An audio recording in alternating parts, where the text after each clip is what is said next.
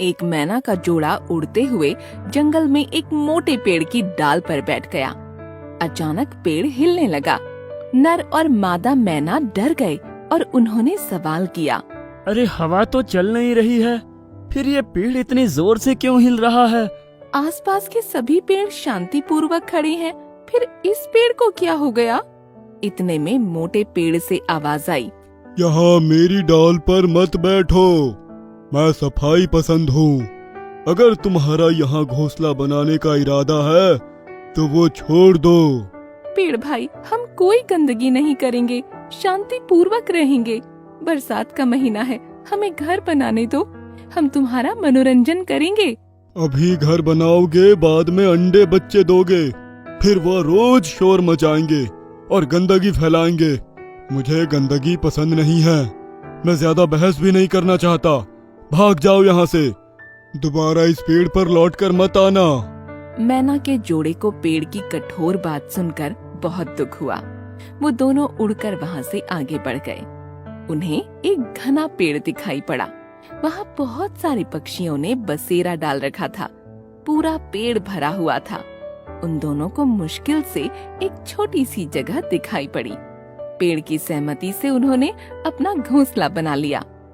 एक दिन पानी बरसने लगा, तब मैना को बड़ी परेशानी होने लगी। उनके घोंसले में पानी आ रहा था। उनका घोंसला और हौसला दोनों टूटते जा रहे थे। हमारे घोंसले की जगह सही नहीं है, हमारे अंडे बच्चे परेशान हो जाएंगे। उस मोटे पेड़ पर बहुत जगह खाली थी, लेकिन पता नहीं क्यों उसे पंछियों से प्यार नहीं है। मुझे भी आश्चर्य होता है, उस पेड़ पर कोई पंछी नहीं रहते हैं। मैना के जोड़े ने आसपास बहुत से पेड़ों पर जगह तलाश की, लेकिन हर जगह आबादी ज्यादा ही मिली।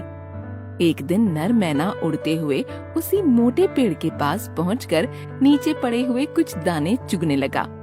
उसने देखा एक बड़ी सी नागिन पेड़ के नीचे बिल से बाहर निकल आई। वो पेड़ पर चढ़ने लगी। उसे पेड़ पर शिकार की तलाश थी, लेकिन वहाँ तो कोई नहीं था। कुछ घोंसले थे, मगर वो सब के सब खाली थे। नागिन को खाली हाथ नीचे आना पड़ा।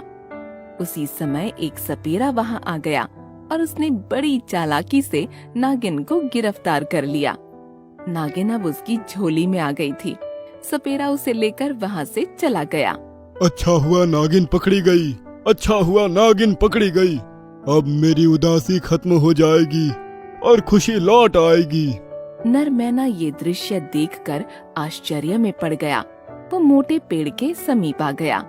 पेड़ भाई, अभी आप उदासी और खुशी के बारे में कह रहे थे, अब आपकी उदासी कैसे खत्म हो जाएगी?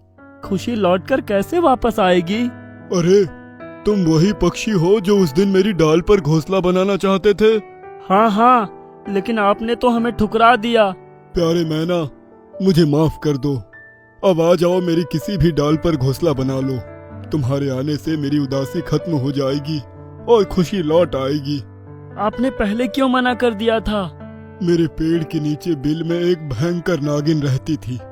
वो मेरे डाल पर रहने वाले पक्षियों के अंडे और बच्चों को खा जाती थी।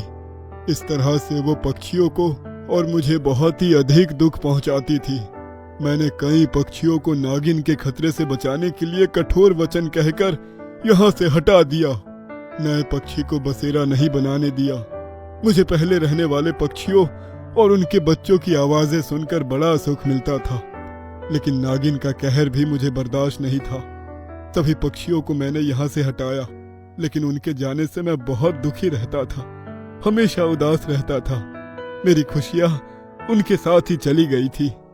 उस दिन हमें गंदगी का हवाला देकर आपने हटा दिया। उस दिन जब तुम दोनों मेरे पास आए, तब मैंने झूठ बोलकर डांट कर तुम्हें यहाँ से हटा दिया। मैं तुम्हें नागिन के संकट से बचाना चाहता था। मैं कठोर बन गया। तुम्हारे जाने के बाद मुझे बड़ा दुख हुआ। अब नागिन को सपेरा पकड़कर ले गया। खतरा समाप्त हो गया। अब मैं सबका स्वागत करूंगा। आओ, अपनी जीवन संगिनी को लेकर आओ और मेरे यहाँ आशियाना बनाओ। नर मैना मोटे पेड़ की बात सुनकर बहुत प्रसन्न हो गया। वो उड़कर गया और मादा मैना को लेकर आ गया। उन्होंने सुंदर घोंसला बनाया। आसपास दूसरे पक्षी भी आने लगे।